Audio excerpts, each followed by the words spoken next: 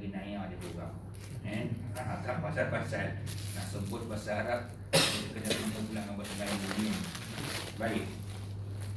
Pertama sekali perbincangan kita ialah Allah pilih bulan Ramadan ni sebab kerana bulan Ramadan ni bulan turunnya seluruh kitab-kitab samawi. Kitab-kitab samawi ini maknanya ialah kitab yang turun dari langit. Termasuklah Al-Quran.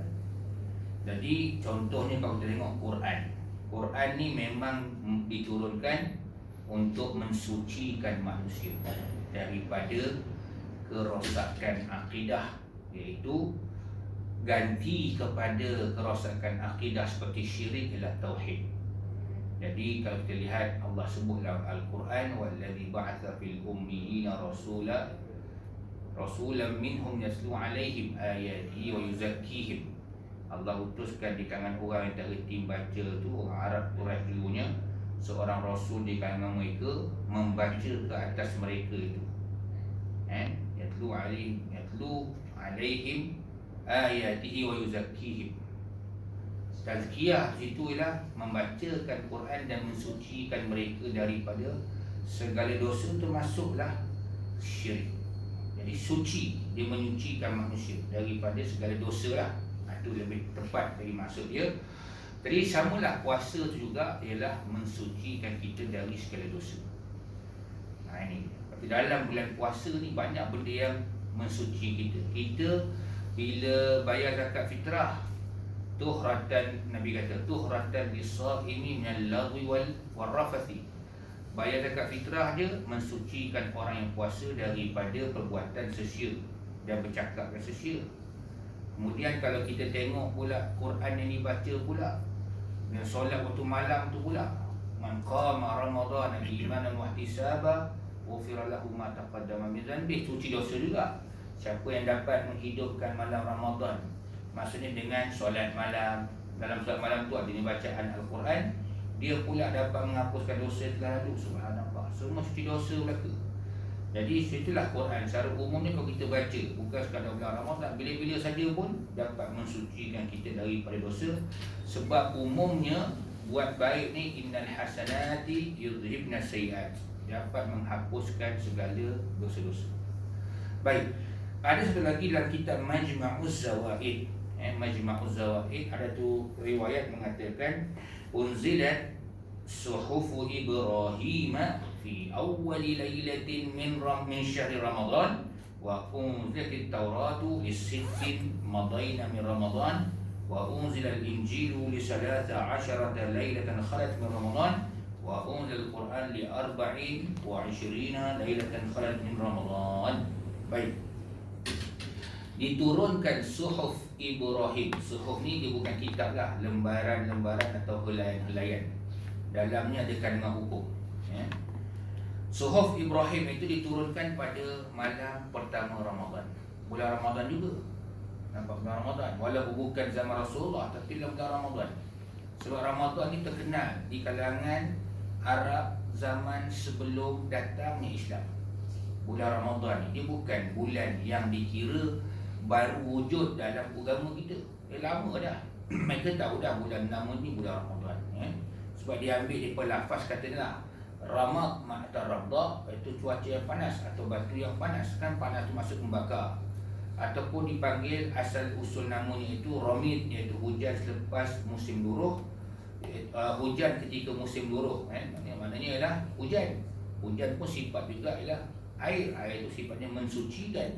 Itu dia.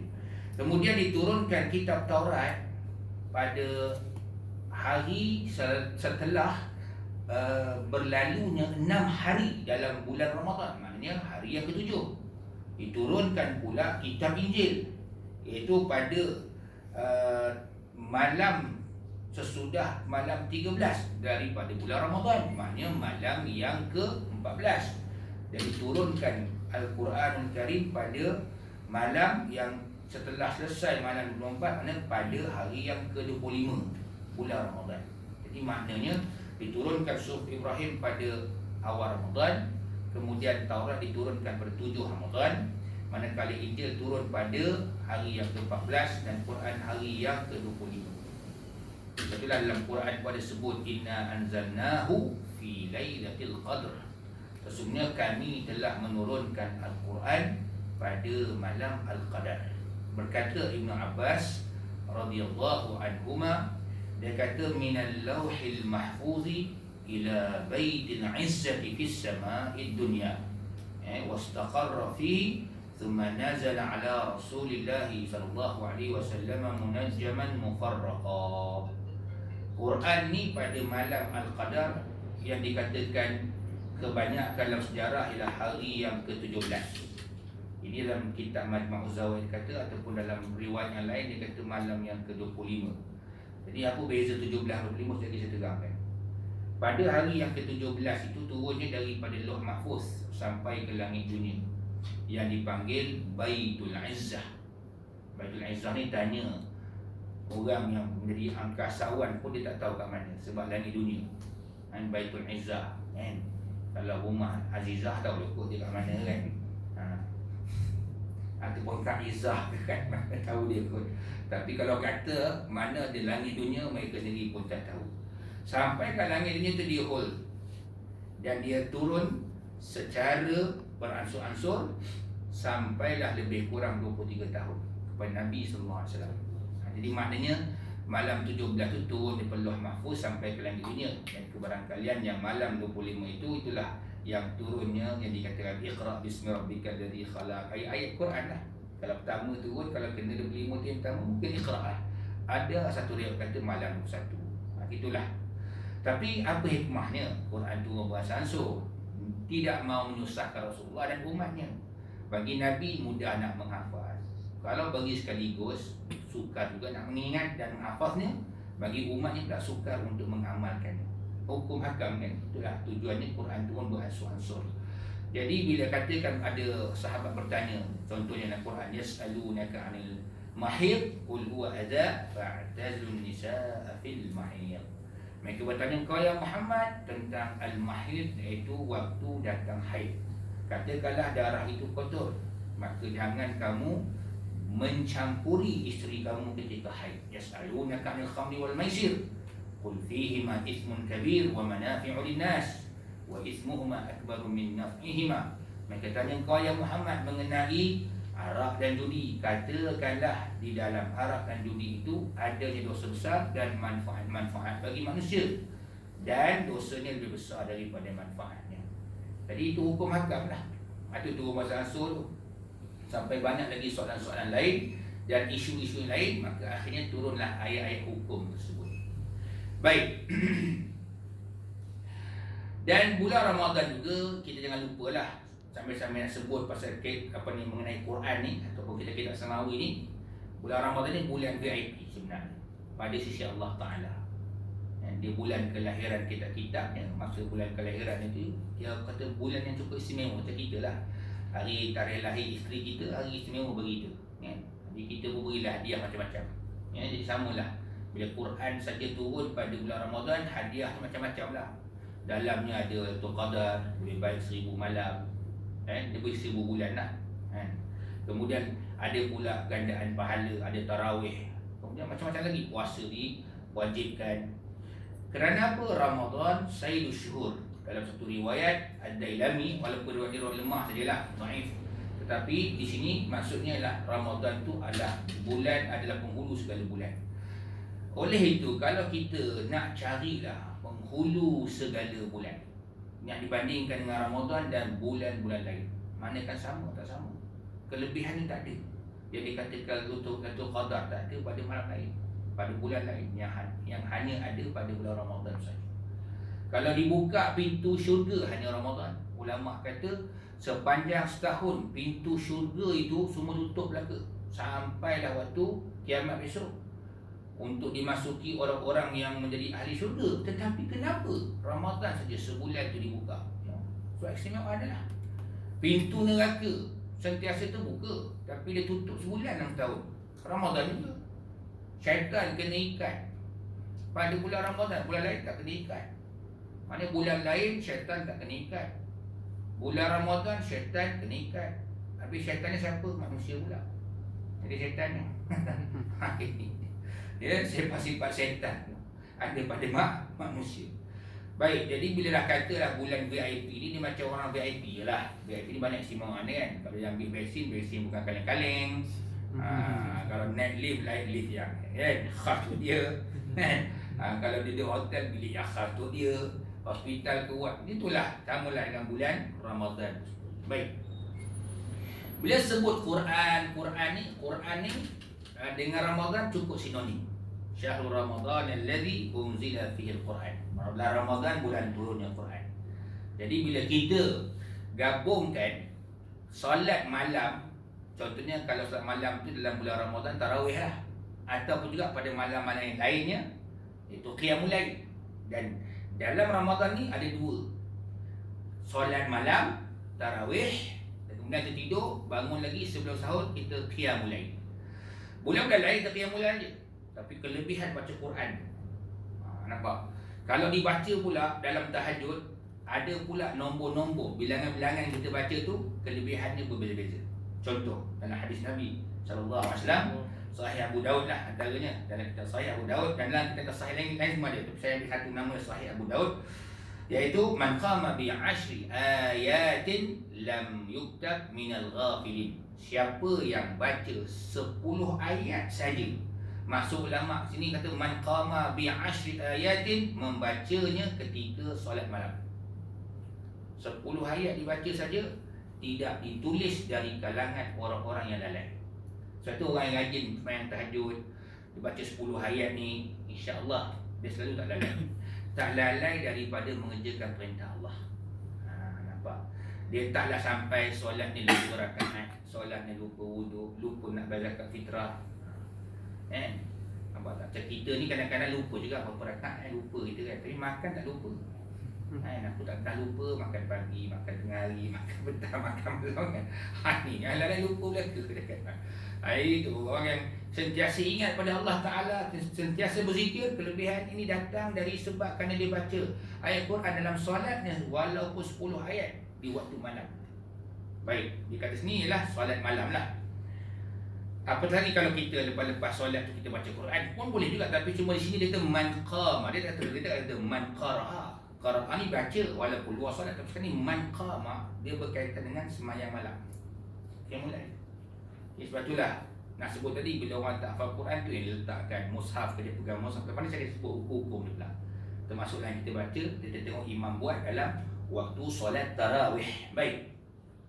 Wa man qama bi mi'ati ayatin kutibat minal qanitin.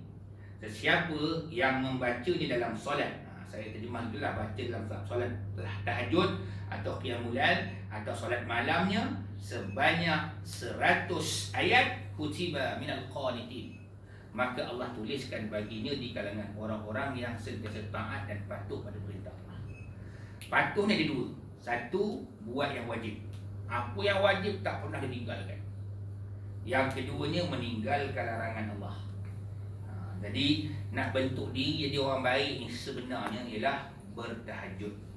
Tu saya ingat lagi pesan almarhum tuan guru saya lah, Dr. Harundin. Dia kata apa? Orang hisap dadah.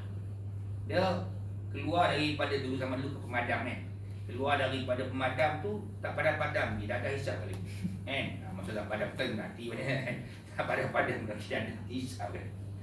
Sebab apa? Kadang-kadang sebab dia punya tarbiyah kerohaniannya ketika sepanjang dalam pemadam itu tidak dibuat mengikut acuan dan corak yang telah ditetapkan oleh Islam. Antaranya ajar mereka berqiyamul lail. Itu tujuan dia. Qiyamul lail ni. Nah pula kita punya adat kita ni, bila qiyamul lail tu kalau imam di bawah tu ada pula munajat yang menyebabkan orang meleleh air mata kan. Itulah, tak kisahlah. Subhanallah walhamdulillah, dengar pun sedih ya. Kita nak bagi orang insaf. Kalau kita semuanya bid'ah belaka, tak insaf lah orang kita kan. Bukan nak sindir, tidak fairly sajalah kan. Orang sepatutnya tarik orang masuk Islam, bela orang kan. Islam ni tindak ni tak semua bid'ah belaka. Meremeh pun bid'ah kan. Selawat di antara tarawih bid'ah. Dan Allah kata, hai orang beriman, selawat dan salam ke atas yang besar Nabi Muhammad. Itu kan umum saja, tak ada masalah lah. Ya, benda remeh-remeh lah. Tak apalah, masing-masing ada hujah, tapi cuma ingatlah. Untung ke rugi kalau kita sebut benda itu pada masyarakat awam. Itu saja. Itu satu soalan cukup lah. Tak payah kita nak fikir panjang-panjang. Orang tu kata kalau dua saja buat apa kan? Saya sambil rehat. Tak apalah, kita buatlah apa benda-benda yang tidak melarakan. Selawatlah. Pada saya lah, tak tahu pada tuan-tuan. Bila kalau tarawih ni berhenti sekejap semua selawat kan? Tak adalah orang nak keluar ambil isyak-isyak rokok dulu. Kalau katalah saya kata terhad 5 minit jap, mesti dia keluarnya. Dia keluar, dia pegang perut, ni pegang perut, dia pegang poket bahasa Melayu tu, nak rokok, dia tepuk. Kan, boleh tak tahan nak merokok. Cakap 3 pam jadilah tu sambung balik. Kan, itu dia. Jadi maknanya mungkin kan dengan sebab tu dia nak bangun pun segan kan, dengan selawat tu, tasbih jangan bangun mak. Dia ada perasaan. Dia rasa kata kan malu tu pada manusia. Ada. Yalah kalau tak malu pada manusia dia nak wujudnya malu pada Allah Taala. Itu sebenarnya kan. Baik. Kemudian wa man qama bi alfi ayatin kutiba minal munqatirin boleh minal munqatirin boleh juga. Siapa yang baca 1000 ayat ditulis daripadanya kalangan orang yang diberikan pahala yang berganda-ganda. Kalau al-munqatirin, orang yang mengejar-ngejar pahala yang berganda. Ada 2 riwayat tu ada. Maknanya lagi banyak dibaca, lagi banyak pahala. Cumanya lah itulah. Kadang sedih kan kita baca hadis ni boleh, tapi kita sampai tahap 1000 ayat tu. Allahu Akbar. Makanya carilah ayat pendek-pendek lah kan. Ayat pendek-pendek dia banyak kan. Boleh juga kan. Asalkan banyak ayat tu kan. Dia tak kata syarat dia ayat tu dalam sebaris mesti sebanyak 10 perkataan, 12 perkataan, tak ada kan. Cakap satu ayat saja ayat lah. Itu dia. Subhanallah ya.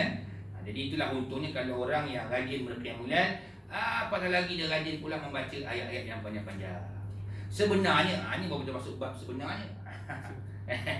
Kita solat ni kan Nabi ajar wa iza sallaita li nafsika fatawil. Kalau sembahyang sendiri-sendiri untuk diri kau, maka panjang-panjanglah. Itu dia betul.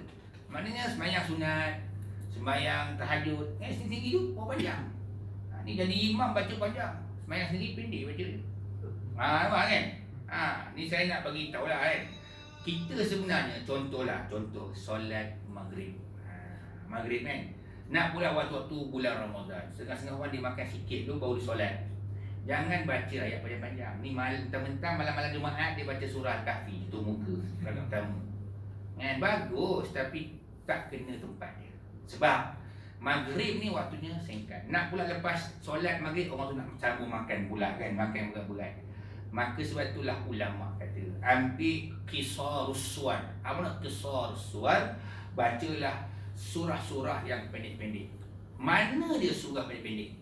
Bermula daripada Wadduha dan seterusnya sampailah kepada An-Nas. Pilihlah. Yang mula Wadduha boleh juga. Lepas tu kita nak baca Allah dia ataupun yang selepas-lepas tu. Dia pergi hantamnya surah Al-Kahfi. Dia tak sesuai. Lepas itulah kan. Jadi imam ni dia kena faqih. Faqih ni faham hukum dan keadaan. Jangan kita tak macam kalau saya guna istilah main belasah dia. Bila orang tegur, lebih afdal syekh kita berdiri lama dalam solat dia betul. Tapi kalau kita ambil ke semua ada dia kumpul-kumpulkan last sekali apa dia Nabi sebut kau yang sembahyang sendiri itu di waktu malam. Itu dia. Sebab tu setengah-setengah orang dia kata ustaz buat qiyamul boleh. Okey, ikutlah. Kalau lepas tak panggil dah panjang sangat.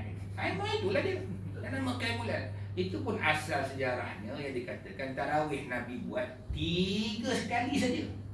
Sebabnya kalau dia katakan malam 1 kan, malam 23, malam 5 sahabat ikut 3 malam tak. Makin lama makin panjang tu. Sampai mereka pun nak ikut tak boleh dah. Nampak tak? Nabi pula dia punya puasa wisal, sambung menyambung. 10 Ramadan terakhir Nabi puasa dia ialah berbuka pada hari raya. Sahabat nak buat juga boleh, tapi dia kena buka waktu sahur dia boleh. Dia sahabat tengok dah dekat masuk waktu dia subuh ni kan. Dia nak buka dan sahur lah. Dia lambat. Nabi kata man qama ma'al imami hatta yansarifa kutiba lahu ajru qiyamil lailah. Siapa solat tarawih bersama imam sehingga witir atau sehingga selesailah, barulah dapat dia pahala qiyamul lail. Maknanya witir tu syarat dia apa? Imam selesai dan memandang ke arah makmum, baru boleh bangun. Tapi dengan imam tak, dia ada kiblat, ya latif, oh ya yen. Pandanglah makmum tu, dia nak bangun senanglah, dapat dia pahala qiyamul lail dia nak. Sebab itulah dalam tarawih tu ni orang baca berpanjangan, sebab dia sama dengan qiyamul lail namanya. Baca yang paling panjang tu. Pada dapat satu malam satu juzuk. Satu juzuk kan. Nak tengok pada kemampuan. Dua, kemampuan imam dan kemampuan makmum. Ni kita nak baca satu juzuk tapi sangkutnya sampai dekat 3 jam. Yang belakang dia hafal, belakang tu hafal tapi tak waduk. Aku tak nak tawaduk rendah diri. Kalau kita betulkan dia riak sombong. Minggu depan, besok aku suruh pergi belakang. Tu jawapan pandai, duduk belakang imam kan. Dia sambung bacaan imam tu. Kalau imam tu tersangkut, jangan diam je. Tapi cara nak sambung orang sangkut ni pun ada juga. Dia tak boleh main masuk bedal tu je. Kena imam sakit jantung pengsan tu je. Dia terkejut je kan. Tunggu, dia nama istiftah. Istiftah ni bacaan tersangkut, dia akan berhenti sekejap. Dia tunggu orang belakang, fatah dia panggil. Masuk. Nampak? Tapi kalau dia confident ingat ayat tu betul, kita tahu dah masalah, kita jangan turun masuk. Sebab takut dia terkejut, tersangkut terus, dah turun diam. Kita pula yang tahu tu je. Lepas tu tak kena disambung pula. Saya tu tuan cakap yang kita pernah apa-apa dulu-dulu kan, tak ulang. Tapi bila orang baca silap dia sambung, tapi lepas tu tak ingat. Kalau dia sambung balik. Gitu dia kan. Itu tujuan dia. Istiftah. Istiftah ni maknanya ialah dia sengaja diam, tunggu untuk kita yang belakang ni untuk menyambungnya. Baik. Hukum tengok mushaf ketika solat. Sama ada solat fardu atau solat sunat. Biasanya lah, ni ada jenis kita kecil ni senang kan, dia Quran kecil masuk poket je kan. Jadi imam dia keluarkan, dia pegang ni. Bismillahirrahmanirrahim. Alif lam mim. Dia nak tukar muka surat tu, dia buat gini. Dia ada kecekapan orang yang biasa buat tu. Kan ada Quran satu juzuk kecil tu kan, orang hafiz Quran ada simpan. Ada.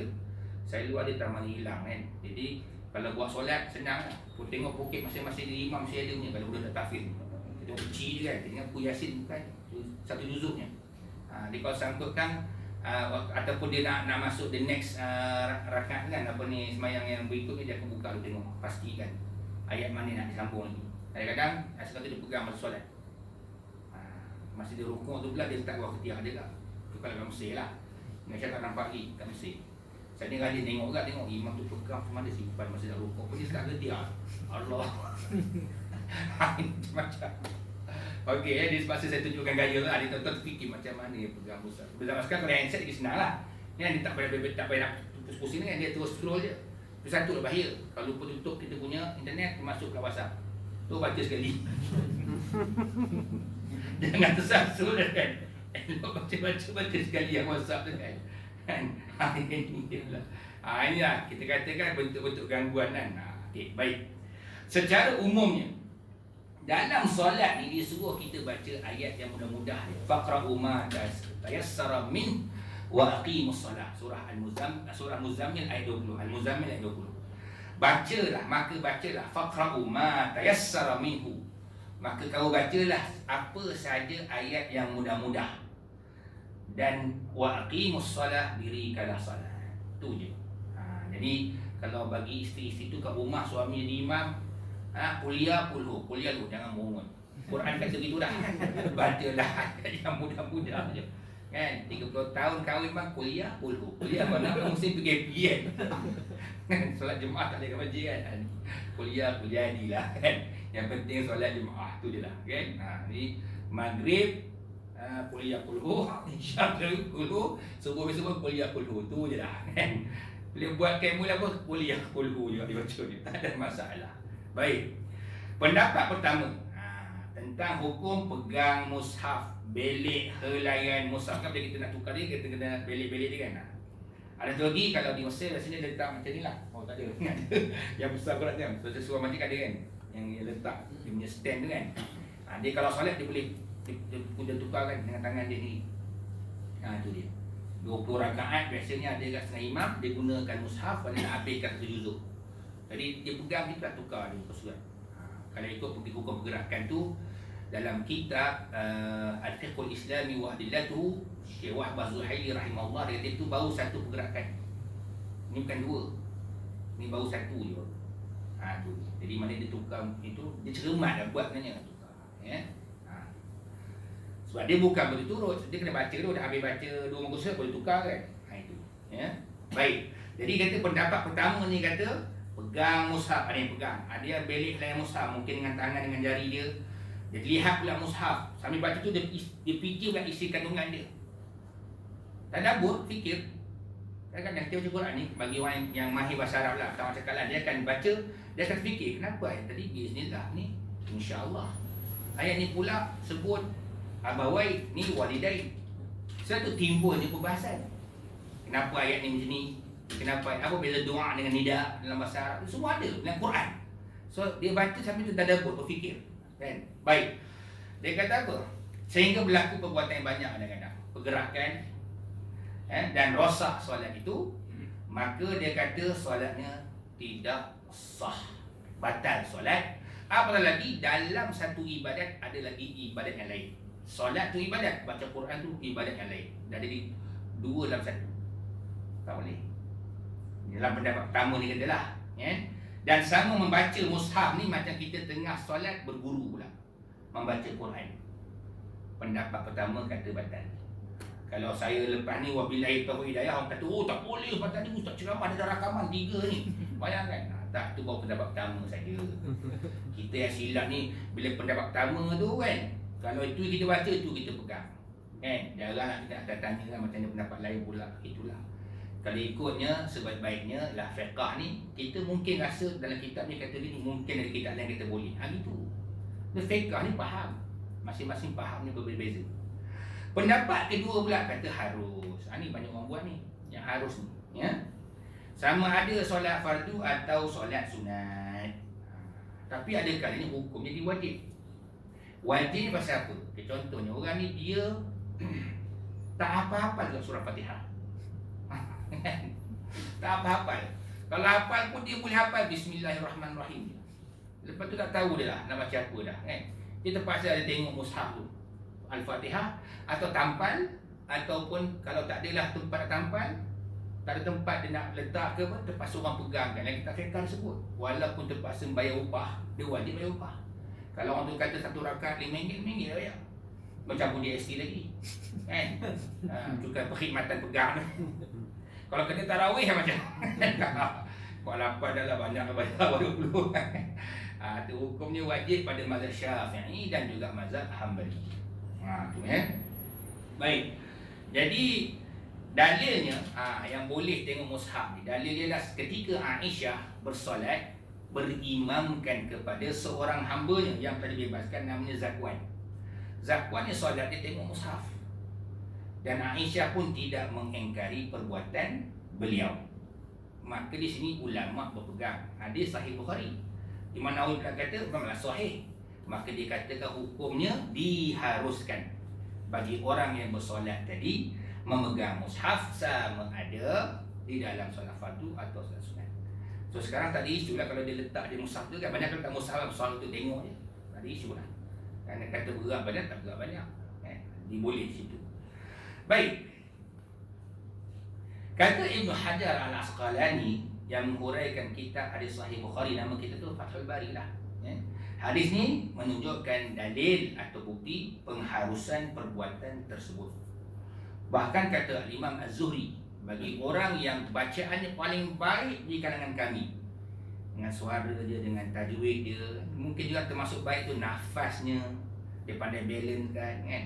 Bacaannya pula tartil, sebutannya jelas. Tajwid ni dia bukan hukum 5 dia sebenarnya. Tajwid ni mana sebutannya jelas. Ni mungkin setengah orang baca tajwid jaga kan, mana ikhlas, mana ikhfa. Tapi bila baca inna ma'al usri yusra, mana? Pening, mana satu usri yusra ke usri yusra kan.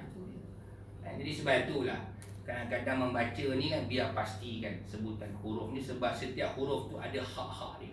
Sebutan sin, sebutan sad, Orang Melayu pula dia ada tambahan sikit sort tu kena betul-betul semua. Surah kan, tak payah. Biasa dia siratal ladzina an'amta alaihim. Sirata cukup. Walau dhalin cukup bagi tu dengan orang yang ekstrem tajwid ni. Tak start itu tak itu dia walau macam macam tanya orang yang pakar dia ada tak payah. Walau dia dah tebal bunyi jadi tu. Dah cukuplah makhraj dia tu kan. Tapi kita kadang-kadang terlebih sudu daripada mangkuknya dan kuahnya. Jadi jadilah mangkukul hayun ya. Jadi dalam tarawih tu kan ada orang yang suaranya sedap, bacaan bagus, nanti aja walaupun dia tengok mushaf. Boleh ya. Pendapat dia kata makruh. Makruh dalam solat fardu tetapi harus di dalam solat sunat. Ini berdasarkan kepada mazhab Maliki. Ada saya pernah terbaca Darul Ifta Mesir. Darul Ifta Mesir ni maknanya ialah majlis fatwa Mesir. Dia kata kalau dengan melihat mushafnya jadi bacaannya lagi teratur, tartil, sebutan huruf ni jelaslah tartil tu. Kemudian tambah khusyuknya lagi ya, sebab baca kan tengok mushaf, maka dia lebih baiklah. Lebih baik. Itu saja. Saya nukilkan saya fatwa, pasal saya bukan ahli fatwa mana-mana. Autoriti berfatwa langsung tak ada. Tukang baca fatwa lagi tepat. Tukang baca je boleh.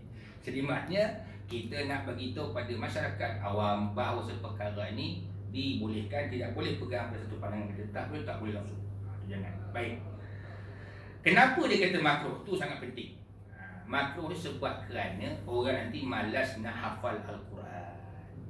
Malas orang nak hafal Al-Quran kan? Sebab kita hafal lah. Itu dia. Ya, kita hafal lah paling baik. Bersiap sedia sebelum jadi imam tadi. Saya pernah dengar, bukan dengar, lihat depan mata tuan sendiri lah. Ada orang ni tengah tasmih Quran dekat Mesir.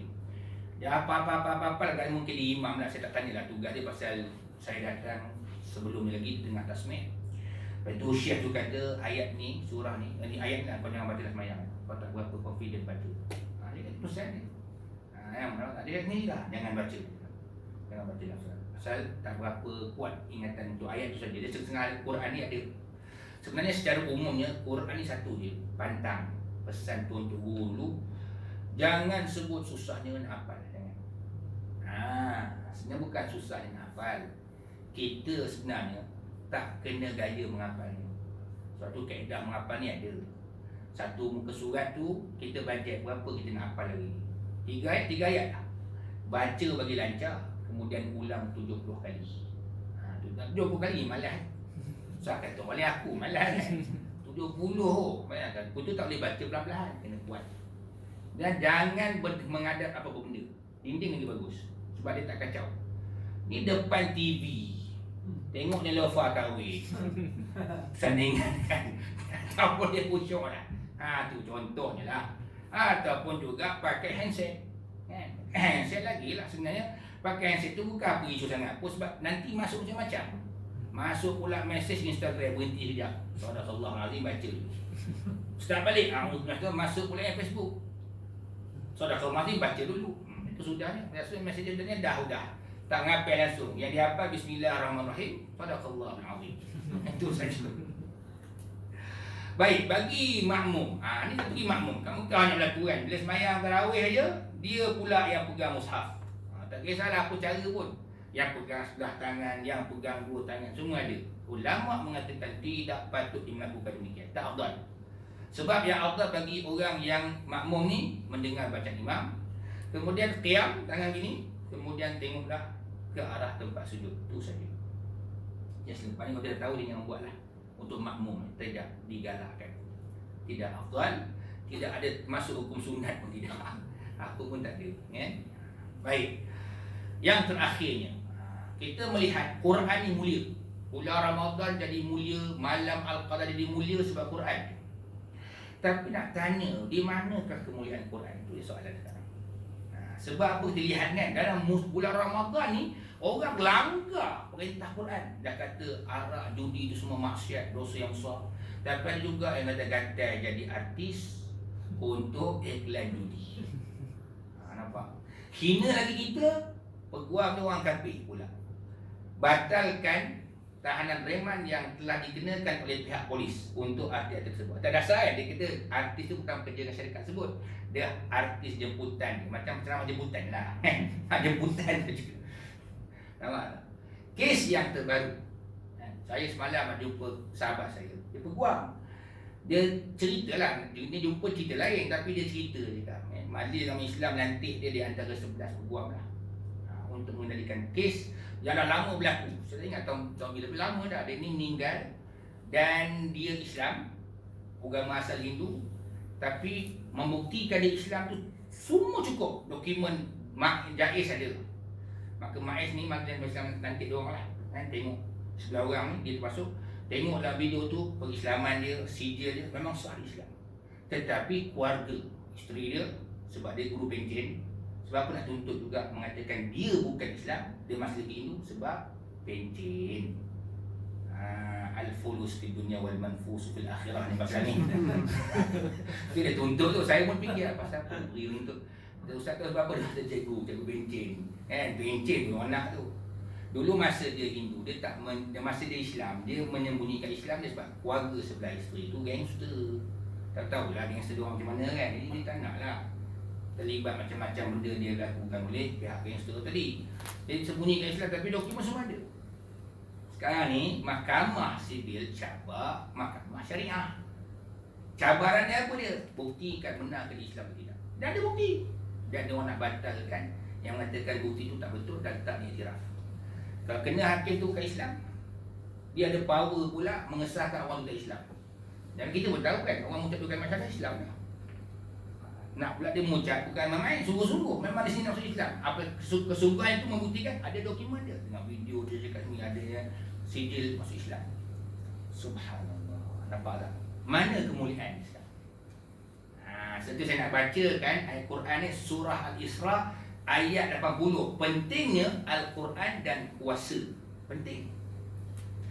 Tengok Quran kata, wa qur rabbi adkhilni mudkhala sidqin wa akhrijni mukhraja sidq waj'al li min ladunka sultanan nasira. Allah kata apa? Dan katakan ya Muhammad, Tuhanku, masukkan aku tempat masuk yang benar dan keluarkan aku tempat keluar yang benar, dan jadikanlah untukku di sisimu ya Allah sultan, kekuasaan, nasirah, yang membantu atau yang menolong aku. Saya tak nak sebut pasal masa tak sesuai. Kadang masa yang begitu kata terhad ni, yang tak nak sebut semua tafsir saya ulama lah. Kita ambil tafsir yang muktamad. Mana dalam kitab tafsir Ibn Kathir. Tuhanku, masukkan aku tempat masuk yang benar, maksudnya lah Madinah, dan keluarkan aku tempat keluar yang benar, iaitu Mekah. Mekah baik, Madinah baik. Tapi nak minta, ya Allah, masukkan aku dekat Madinah, keluarkan aku dari Mekah. Mana hijrah lah. Allah janjikan kepada Rasulullah SAW kemenangan di Islam, iaitu dengan syarat dia tadi ialah hijrah. Kenapa 13 tahun duduk dekat Mekah saja, berdakwah dia boleh. Tapi kalau nak menghukum orang kafir yang menganiaya orang Islam, orang kafir yang menentang Islam, mendusta, mengejek-ngejek, tak boleh. Ayat jihad pun tak turun di masa tu. Dan hikmahnya Allah tak nak susahkan orang Islam. Masa tu dalam bilangan mereka sikit, tak ada kuasa dan kemampuan. Itu bukan soal ramai. Kalau sebut ramai, di Madinah selepas 13 tahun di Mekah, orang Islam tak ramai. Dalam kitab Sirah Nabawiyah ala Dha'il Quran wa Sunnah, Syekh Muhammad Abu Syahbah, dia kata tak sampai 30% orang Islam di Madinah. Kita ni figure 30% tu nak bagi orang cakap yang lebih kurang lah, 30% tak sampai. Tapi kenapa mereka kuat, Islam kuat, Nabi kuat? Sebab ramai. Kena kuasa. Waj'al li min ladunka sultanan nasira. Kurniakan aku kekuasaan yang boleh bantu aku. Penting, kuasa. Jadi Nabi boleh laksanakan hukum Islam, jihad, menentang orang-orang kafir, dan pada tahun yang kedua hijrah difardukan puasa. Di masa itulah difardukan juga perang Badar. Jumlah mereka tak ramai, 313 lawan 1000. Kalau ikut hukum alam dan hukum pilihan raya, memang confirm kalah. 1000 lawan 313 kan. Dengan ini diisytiharkan kan, 1000 yang menang. Tapi Allah kurniakan kemenangan. Kenapa? Sebab sultanan nasirah, kuasa. Mungkin pada masa itu sesuai lah kan, kekuasaannya tidak melalui undi. melalui siapa yang leader. Itu satu, jangan kita kata kita tak boleh masuk pilihan raya berebut kuasa. Dalam Islam tak diajar. Kita pun tak hafal ayat apa. Tapi dalam Quran surah Al-Isra ayat 60 kita tak apa, cuba buka ni. Itu saya tak kisah. Saya berada lebih tinggi berdakwah. Awak apa ada? Saya ada PhD nya. Itu tak boleh pegang ada itu. Itu bukan syarat, kan? Tak semua orang PhD pandai pun. Dia pandai tangguh je untuk buat tesis je. Itu kadang-kadang macam ni sebenarnya dia terlupa. Dengan orang dia terlupa. Benda tu ada, dia terlupa. Yang dia kadang-kadang mungkin tak, orang kata concern sangat bab itu. Maka dengan dia tak ada. Dia ada. Itulah hujah dia. Rasulullah pun minta supaya dia berikan kekuasaan dia. Betul. Yang kita pula sekarang ni, kuasa pula penentunya rakyat. Rakyat pilih mana? Kalau pilih nak laksanakan Islam, alhamdulillah. Kalau tak nak, tak nak lah. Itu kita penting. Memperkasakan Islam. Jadi Allah janjikan dah, Parsi akan tumbang, Rom akan tumbang. Jadi dengan adanya perintah bagi melaksanakan isi kandungan Al-Quran itu, maka hukum Quran akan tertegak, agama akan tertegak, segala kefarduan boleh dilakukan. Contoh, puasa ni fardu kan. Tapi bila kata kuasa tak ada, kalau katalah macam kita baru ni kan, bodyguard dia bantai kan, padahal dia ada hak. Mana suhakam, mana suhakam? Masuk gua dah, patriot ni patriot. Mana geng-geng yang mempertahankan hak asasi manusia? Mana? Saya tak nak tuduh lah kan, tapi nampak betul lah dia berat sebelah. Cukuplah berat sebelah, cukup faham lah kan. Nak bela Islam ke nak bela hak manusia ke nak bela Yahudi? Nak bela Nasrani atau bela orang kafir? Ni ikhwan kamu, saudara kamu. Khalifah Mu'tasim, Khalifah yang ke-8 dalam pemerintahan Kerajaan Abbasiyah. Di Amuriyah ada seorang perempuan dimalukan di depan orang kafir. Maka dia pergi, wah Mu'tasim, hai Mu'tasim bantulah aku. Mereka gelak-gelak. Mu'tasim datang ke tolong kamu kan. Orang tua seorang nampak yang Muslim tu, dia sedang dihina oleh orang kafir. Akhir berlari dia, bagi tahu mengadu pada Mu'tasim. Dia katakan peristiwa tu masa tu berlaku dalam bulan Ramadan. Dia sanggup tak minum air. Dia kata, aku tunggu keputusan agar kemenangan berpihak kepada pihakku, pihak Islam lah. Akhirnya kalah tentera Rom. 3,000 kena tawan, 300 bunuh, mati dibunuh. Barulah Khalifah Mu'tasim buka puasa masa tu, minum air, teguh air. Dia rasa puas hati, membela.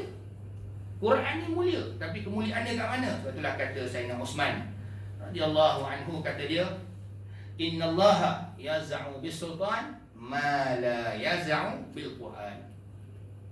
Sesungguhnya Allah Ta'ala jadikan kuasa menyebabkan manusia tertegah daripada melakukan kemungkaran dan kemaksiatan, apa yang tidak ditegahkan oleh Quran. Maksudnya Quran tu ada, orang tahu si kandungannya, tapi orang berani langgar sebab tidak ada penguatkuasaan undang-undang tersebut. Kalau ada penguatkuasaan undang-undang tu, orang takut nak langgar. Contoh kan, pakai emas cukup lah. Tak pakai emas berapa? 1,000, 10,000, 2,000, semua takut. Cuba tak semayang 10,000, takut orang. Tak tutup aurat, ataupun perempuan pergi kerja pakai ketat-ketat kan, apa? Kena 1,000, takut orang. Nampak tak? Cuba kau gitu bagi takut. Itu pentingnya. Mala yaz'u bil Quran. Quran dia tak menghukum orang sebab dia nakkan orang lagi memperkasakan Quran untuk menghukum orang yang melanggar hukum Al-Quran. Sebab itu sebagai kesimpulan, jangan silap faham. Dalam Islam kita pentingkan dakwah dan tarbiyah, mendidik masyarakat. Ya betul, aku kata tak salah. Tapi dalam Islam juga ada tak penguatkuasaan undang-undang. Itu dia. Ini kata Sayyidina Osman. Ini bukan kata Pak Seman di jalan tu. Sayyidina Osman kot. Khalifah ketiga, Khulafa Ar-Rasyidin. Kalau solat tarawih tu kita sebut nama dia Al-Khalifatus Tsalits, Sayyidina Osman bin Affan radhiyallahu anhu. Bila Sayyidina Osman cakap ni, kau terima tak? Sayyidina Osman dia cakap ni kan, laqad arsalna rusulana bil bayinat wa anzalna ma'ahumul kitaba wal mizan liyaquma an-nasu bil qist wa anzalna al-hadida fihi ba'sun shadid wa manafi'u lin-nas wa liya'lam Allahu man yansuru wa rusulahu bil ghaib. Surah Al-Hadid ayat 25, surah besi nama dia. Apa kata Allah? Sesungguhnya kami telah mengutuskan para rasul kami dengan segala keterangan. Terangkan kepada manusia mana halal, mana haram, mana dosa, mana pahala, mana hak, mana batil, mana betul, mana sesat.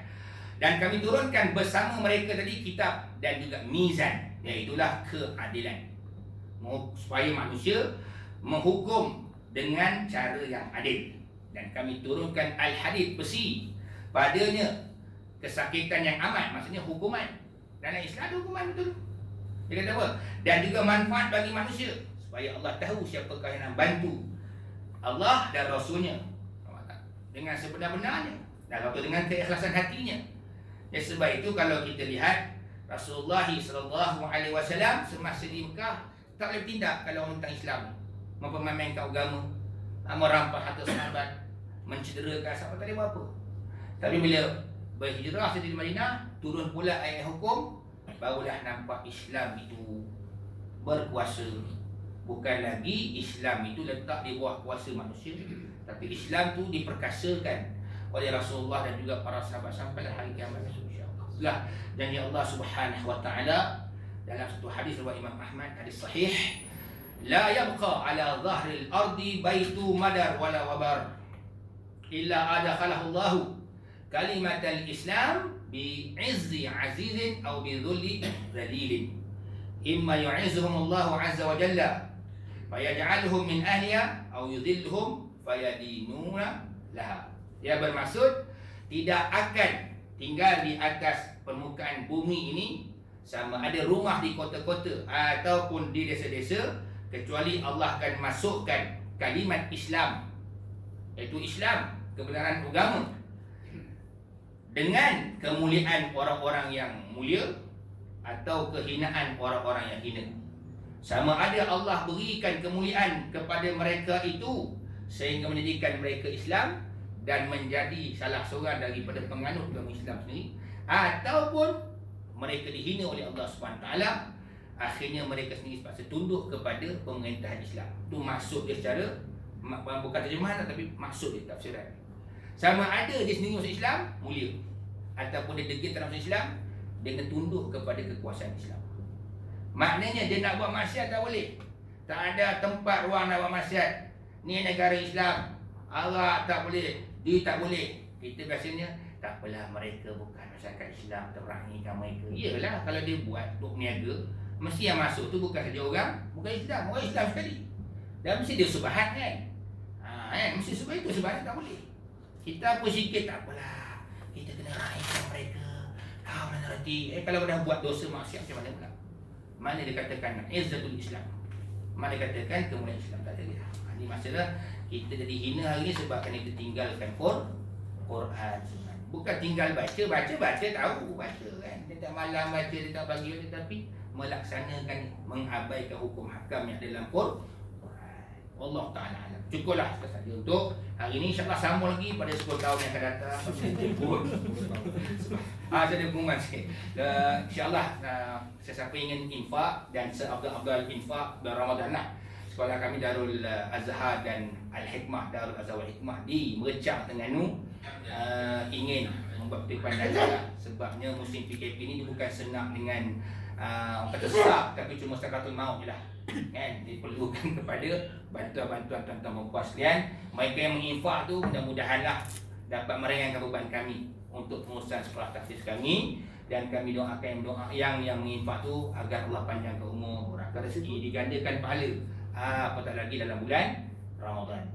Subhanakallah bihamdik, asyhadu an la ilaha illa anta, astaghfiruka wa atubu ilaik. Wabillahi taufiq wal hidayah. Wassalamualaikum warahmatullahi wabarakatuh.